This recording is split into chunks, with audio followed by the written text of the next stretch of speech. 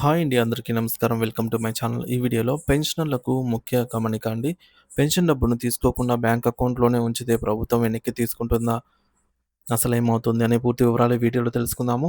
Video అయితే ఎక్కడ గాని స్కిప్ చేయకుండా ఎండ్ వరకు చూసేటప్పుడే ఇన్ఫర్మేషన్ పూర్తిగా అర్థమవుతుంది. అలాగే వీడియో చూస్తున్న ప్రతి ఒక్కరు వీడియోకైతే లైక్ చేయండి ఫ్రెండ్స్. ఈ వీడియోని తోటి పెన్షనర్ మిత్రులతో అయితే షేర్ చేయండి.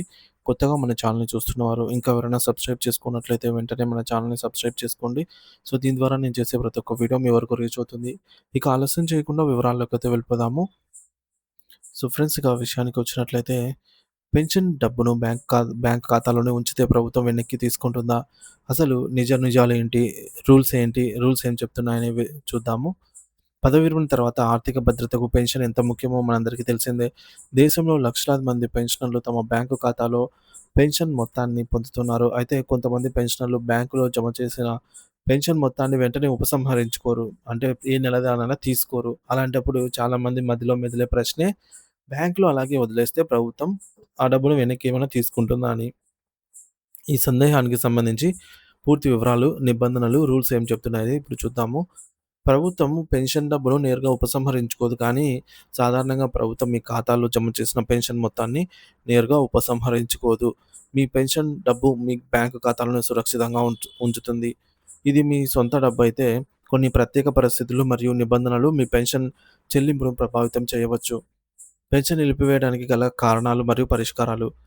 6 నెలల లావాదేవీలు లేకపోతే, ఒకవేళ సమస్య ఏంటంటే, మీరు 6 నెలల పాటు మీ పెన్షన్ ఖాతా నుండి ఎటువంటి లావాదేవీలు అంటే డబ్బు తీయడం గానీ, జమ చేయడం గానీ, ట్రాన్స్‌ఫర్ చేయడం గానీ ఇలాంటివి ఏ యాక్టివిటీ చేయకపోతే ప్రభుత్వం అలాంటి ఖాతాను అనుమానాస్పద ఖాతాగా పరిగణిస్తుంది.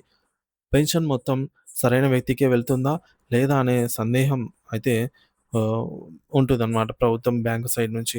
కాబట్టి అలా ఒకవేళ ఎవరికైనా ఆపేసినట్లయితే పెన్షన్ జమ చేయడం, సో, అలాంటి వాటికి పరిష్కారం ఏంటంటే, మీ బ్యాంక్ ఖాతాను ఎప్పుడూ యాక్టివ్‌గా అయితే ఉంచేలా చూడండి. అంటే ప్రతి నెల కాకపోయినా కనీసం 3 నెలలకోసారైనా మీరు కొంత డబ్బును తీసుకోవడం గానీ, జమ చేయడం గానీ, ఇటువంటివి లావాదేవీలు జరుపుతూ ఉండాలి. ఇంకా రెండవది జీవన ప్రమాణ పత్రం సమర్పించకపోతే, సో, సమస్య ఏంటంటే పెన్షన్‌లు ప్రతి సంవత్సరము నవంబర్‌లో అంటే కేంద్ర ప్రభుత్వ పెన్షన్‌లని, రాష్ట్ర ప్రభుత్వ పెన్షన్‌లు జనవరి నెలలో తమ జీవిత ధృవీకరణ పత్రాన్ని లైఫ్ సర్టిఫికేట్‌ను సమర్పించాలి. ఎందుకంటే మీరు సజీవంగా ఉన్నారని నిరూపించుకోవడానికి ఇది తప్పనిసరి. దీన్ని సమర్పించకపోతే ప్రభుత్వం సదరు పెన్షనర్ చనిపోయారని భావించి పెన్షన్ మొత్తాన్ని కూడా నిలిపివేసే ప్రమాదం ఉంది. సో, ఆ విధంగా ఎవరికైనా నిలిచిపోయినట్లయితే, అటువంటి వారికి పరిష్కారం ఏంటంటే, ప్రతి సంవత్సరం నిర్ణీత సమయానికి మీ జీవిత ధృవీకరణ పత్రాన్ని బ్యాంకుకు లేదా సంబంధిత పెన్షన్ కార్యాలయానికి సమర్పించండి. దీన్ని ఆన్‌లైన్ ద్వారా లేదా ఆఫ్‌లైన్ ద్వారా కూడా సమర్పించవచ్చు. మూడోది కేవైసీ అప్డేట్ లేకపోతే, సమస్య ఏంటంటే మీ బ్యాంకు ఖాతాకు సంబంధించిన కేవైసీ వివరాలు అప్డేట్‌లో లేకపోతే, మీ ఖాతాను బ్యాంకు ఫ్రీజ్ చేయవచ్చు. ఇలాంటి సందర్భంలో కూడా పెన్షన్ జమ కావడం ఆగిపోవచ్చు. ఇలా ఆగిపోయినట్లయితే ఇలాంటి సమస్యకు గల పరిష్కారం ఏంటంటే, మీ బ్యాంక్ ఎప్పటికప్పుడు కోరిన విధంగా కేవైసీ వివరాలను అప్డేట్ చేయండి. మీ మొబైల్ నంబరు, చిరునామా మారినట్లయితే వెంటనే బ్యాంకుకు అయితే తెలియజేయండి. ఇక పెన్షన్ నిలిచిపోతే ఏం చేయాలి? ఒకవేళ మీ పెన్షన్ నిలిచిపోయినట్లయితే వెంటనే సంబంధిత బ్యాంకును లేదా పెన్షన్ కార్యాలయాన్ని సంప్రదించండి. వారు మిమ్మల్ని కొన్ని పత్రాలను సమర్పించమని అడుగుతారు. తిరిగి పెన్షన్ పొందడానికి అవసరమైన ప్రక్రియలు.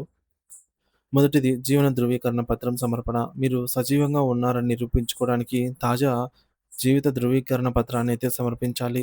రెండవది లిఖితపూర్వక దరఖాస్తు. మీ పెన్షన్ ఖాతా నుండి ఇంతకాలం డబ్బెందుకు ఉపసంహరించుకోలేదో మరియు ఖాతా ఎందుకు నిష్క్రియంగా మారిందో వివరిస్తూ ఒక లిఖితపూర్వకమైన దరఖాస్తును కూడా సబ్మిట్ చేయాల్సి ఉంటుంది. తిరిగి మీ పెన్షన్ ప్రారంభించమని మీరు అభ్యర్థించాలి.